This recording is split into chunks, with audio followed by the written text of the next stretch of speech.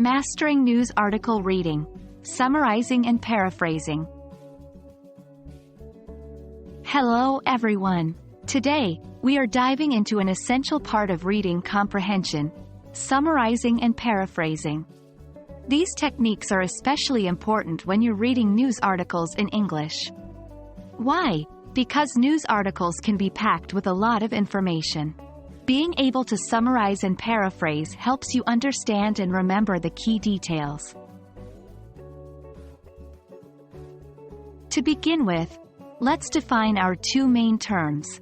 Summarizing is the process of extracting the main ideas or key points from a text, and then writing or saying these points in a brief, condensed form. Paraphrasing, on the other hand, is about expressing the same ideas as the original text, but in your own words and often in a more detailed manner.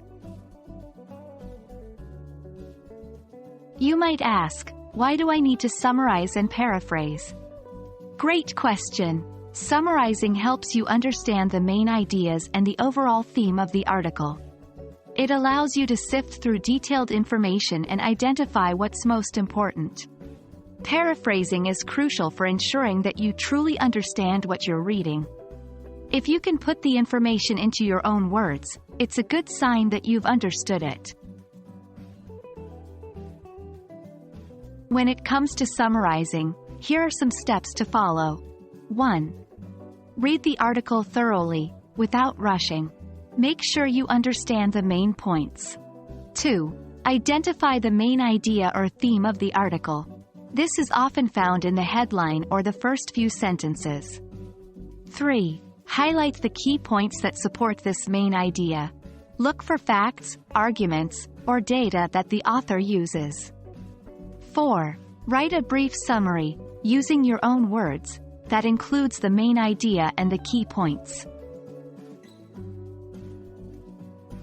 Paraphrasing might seem tricky, but don't worry. Here's a simple process to help you. 1.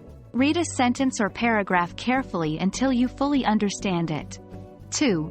Consider the main idea of this sentence or paragraph. What is the author trying to say? 3. Write the same idea using your own words. You might need to change the sentence structure or use synonyms. 4. Compare your paraphrase to the original to ensure you've retained the meaning without copying the words.